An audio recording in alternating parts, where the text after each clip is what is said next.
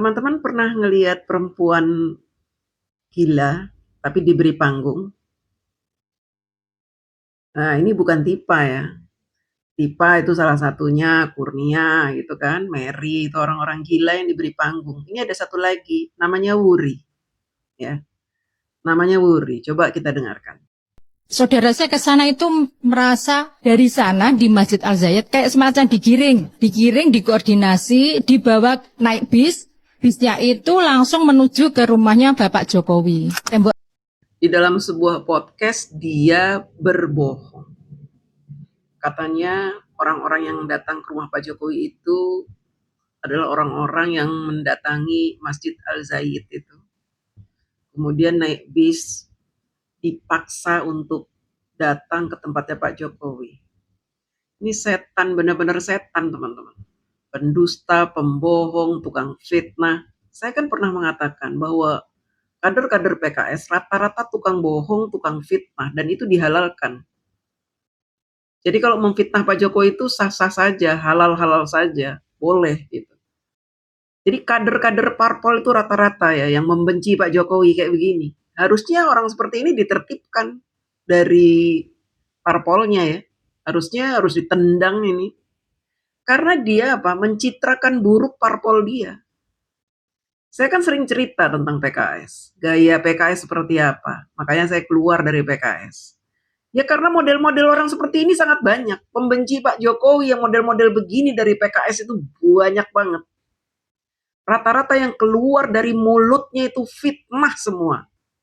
Bohong semuanya. Gak bisa dipercaya. Entah kenapa dia begitu benci dengan Pak Jokowi. Gak tahu kenapa Pak Jokowi sudah berbuat apa terhadap dia sampai dia begitu bencinya. Ini orang ini sama seperti Novi Bule yang setiap bikin postingan itu hinaannya kepada Pak Jokowi itu luar biasa. Ya, ucapannya itu, mulutnya itu emang layak ditemplokin semen, dicor pakai semen itu mulutnya supaya nggak bisa ngomong lagi. Ya, sama dengan orang ini nih, brengsek ini perempuannya. Saya ada rencana ingin mempolisikan dia karena dia selain selama ini dia memfitnah Pak Jokowi, ya, ini ada yang parah kejadiannya teman-teman. Tapi kita dengarkan dulu lah, fitnah-fitnah dia kepada Pak Jokowi seperti apa sih sehingga membuat saya begitu emosi ingin melaporkan dia ke polisi. Kita dengarkan. Ratapan Solo menurut saya itu sebetulnya istilah kiasan yang dimana itu kan orang-orang yang saya lihat seminggu 3 kali kan kadang saya jalan di daerah Sumber ya, di daerah Sumber dan melihat bahwasanya di sana itu memang ada sih. Menurut saya itu orang-orang dari masjid yang terkenal di Solo, yaitu Masjid Al-Zayed itu. Di situ memang banyak yang berkunjung dari berbagai macam kota, baik dari luar Jawa maupun luar kota seperti Jawa Tengah, Jawa Timur, Jawa Barat itu banyak berkunjung akan melihat Masjid Al-Zayed itu. Bahkan pernah saudara saya ke sana itu merasa dari sana di Masjid Al-Zayed kayak semacam digiring, dikoordinasi, dibawa naik bis. Bisnya itu langsung menuju ke rumahnya Bapak Jokowi. Seperti itu yang selama ini saya lihat, sehingga kalau sudah sampai di sana, ada yang bilang bahwasanya di sana mendapatkan kaos berikut amplopan. Saya nggak tahu amplopannya itu isinya berapa ribu, saya kurang tahu. Ada yang bilang 50, ada yang bilang 100. Berikut kaosnya. Jadi memang sampai istilah tembok ratapan Solo itu menurut saya kok orang Jawa bilang tuh ngenes ya, gerantes. Kayak gitu aja gitu loh. Sampai segitunya dibela-belain termehek-mehek. Itu menurut saya pencitraan gitulah. Menurut saya pencitraan. Dan pernah saya mendengar Andi Aswan waktu pas podcast saya dengar itu mengatakan bahwa setiap hari masih ada orang yang mencintai Bapak Jokowi itu mendatangi rumahnya itu bahkan hampir ataupun sebanyak 500 orang yang mendatangi mengunjungi Bapak Jokowi dan bilang seperti ini. Nah, disitulah bahwa masih banyak orang pendukung Pak Jokowi yang merasa masih mencintai, kan seperti itu. Padahal jujur saya yang dari Solo melihat bahwa saya tuh hal seperti itu Saya lihat sepertinya kok nggak ada 500 orang. Nggak ada 500 orang kah? Kan karena hal-hal seperti itu juga diambil dari Masjid Al-Zayed. Itu orang dikoordinir, sebetulnya dia nggak tahu arahnya kemana. Pengunjung rumah Pak Jokowi sudah pasti akan mendapatkan kaos. Kalau kita berkunjung 5 kali ya dapat kaos 5 kaos. Dan itu kita senang aja gitu dapat kaos itu karena enak dipakai kaosnya ya. Kemudian kita bangga menggunakan kaos itu tuh bangga sekali kita. Sebagai pendukung beliau kita sangat bangga. Nah, tetapi kalau soal amplop, dia ini jelas-jelas berdusta. Nggak ada amplop, kita datang ke sana dikasih amplop tuh nggak ada. Dusta bener nih mulutnya nih. Mulut ular kadut ini ya. Tukang bohong ini.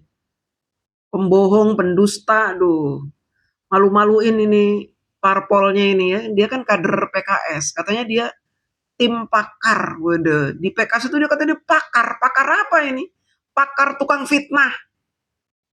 Dari cara dia ngomong aja seperti orang nggak pernah sekolah.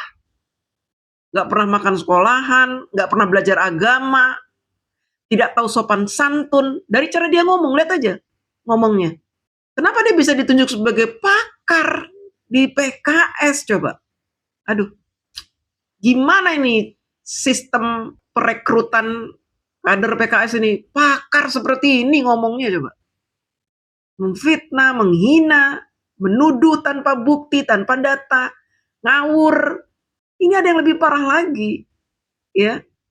Gaya dia itu dalam berorasi kemarin itu parah bener ini. Dan ini nih yang akan saya laporkan ke polisi. Mudah-mudahan dia akan kena beberapa pasal karena dia mengajak publik untuk melakukan tindakan-tindakan yang di luar batas kemanusiaan. Silakan teman-teman dengarkan sendiri. Untuk itu, hanya satu kata yang saya ucapkan. Jokowi, ini kita selalu membersamai dan tobat untuk mengangkat sebuah ijazah yang memang benar-benar tidak ada, ijazah goib dan itu ijazah palsu. Kejujuran dan kebenaran harus kita lakukan. Kalau memang asli, tunjukkanlah asli seorang Jokowi. Jokowi adalah pemerkosa demokrasi. Saya dari Solo sebetulnya malu mempunyai tetangga seorang Jokowi. Dan itu merusak dan menyobek-nyobek hati kami sebagai anak bangsa. Untuk itu, hanya satu kata yang saya ucapkan. Jokowi.